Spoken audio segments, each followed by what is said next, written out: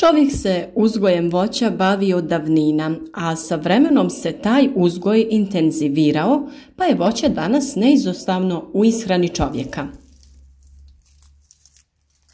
Kretanjem ljudi i biljke su se rasprostirale po raznim dijelovima svijeta, pa danas se uzgajaju biljke tamo gdje nije njihovo prirodno područje. Ovisno o rasprostranjenosti voća, potražnja za određenim voćem je različita, a samim tim i cijena. Takva situacija je i sa kestenom marunom, kao i pitomim kestenom koji se može naći u umjerenim kontinentalnim klimatskim područjima. Ovo voće uzgaja se u Europi, a ima ga i u Kini i Sjevernoj Americi. U ovom videu pričati ćemo o sadnji i uzgoju kestena. Pišite nam ima li u vašoj okolini ovih voćnih vrsta i koja su vaša iskustva u uzgoju kestena i drugog voća. Podijelite vaše znanje i iskustvo sa ljudima koji uzgajaju voće da bi pomogli jedni drugima. Često se na trgovima ili ulicama gradova mogu sresti ljudi koji peku kestene. Miris pečenog kestena je neodoljiv, pa svako ko ima voćnjak poželi da uzgoji jedno ili nekoliko stabala ovog voća.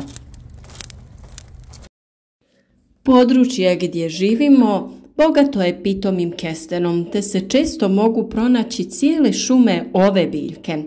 To je jako važno prirodno bogatstvo koje se mora čuvati. Pitomi kesten upotrebljava se za pečenje, kuhanje, a osim toga od plodova se proizvodi i kesten pire koji je jako tražen na tržištu. Kesten marun je puno krupnijeg ploda od pitomog kestena, što ga čini dosta privlačnim za uzgoj. Postoji više sorti maruna, a jedna od najpoznatije je Bouche de Bétizac, koji je porijeklom iz Francuske. Budući da je ova biljka dosta tražena, što smo primijetili naročito nakon naših videa koje smo objavljivali na kanalu, ali i na Facebook stranici, odlučili smo pokazati kako uzgojiti kesten, gdje nabaviti sadnice te koje hranjivo primijeniti za uspješno ukorjenjavanje. Nadamo se da će ove informacije biti korisne i za one koji podižu veće plantaže ovog voća. Sadnja kestena vrši se u prethodno iskopane rupe koje trebaju biti što veće. Primijetili smo da pri sadnji voća treba kopati što dublje i šire rupe. Naravno, to ovisi o samom tlu, gdje ako je tlo rahlije i mekše, iskopane rupe mogu biti manje. Ako je rahli površinski sloj plitak, tada je poželjno da rupe budu dublje. Preporučuje se kopanje rupa dubine oko 60 ili 70 cm, nakon čega se tlo obogati hranjivom materijom te se zemlja vraća nazad. U ovoj fazi poželjno je što bolje obogatiti tlo hranjivom jer će to puno značiti voćkama u narednim godinama. Za sadnju koristiti ćemo kvalitetne sadnice, pa je jako bitno pronaći dobrog dobavljača biljaka. Naši prijatelji iz firme Berry Project su nam nabavili sadnice kestena sorte Bouche de Bétizac i jako smo zadovoljni razvojem ovih voćki. Prije nepune 2 godine objavili smo video u kojem smo sadili ovaj kesten i uz pravilnu ishranu dobili smo stablo koje daje prve plodove, a krošnja se odlično razvila. Ako ste u blizini Zagreba, posjetite vrtni centar Drijen u kojem možete nabaviti ovakve voćke, ali i druge vrste voća. U ovom vrtnom centru smo mi pronašli i sortu Marsol, koja se koristi kao oprašivač za bouche de Bétizac. Tu se mogu naći i biljke koje već plodonose i već nakon sadnje u prvoj godini mogu se očekivati plodovi. Za nasade kestena maruna dovoljan je jedan oprašivač na 5 ili 6 sadnica. Ako u okolini imamo nasade pitomog kestena, oprašivači nisu ni potrebni. Sam kesten uspijeva na blago kiselim tlima, pa je potrebno pripremiti tlo za sadnju. Prije sadnje velikih plantaža bilo bi najbolje napraviti analizu tla da bi se ustanovila pH vrijednost te da bi se izvršila korekcija ukoliko je potrebno. Da bi zakiselili tlo oko korijenovog sistema dodajemo kiseli supstrat, a ako u blizini imate borovu šumu, možete pokupiti površinski sloj sa ostacima borovih iglica. Ovaj materijal povećava kiselost tla, što odgovara kestenu. Naravno, nećemo pretjerivati jer rijetko koja biljka uspijeva u jako kiselom tlu.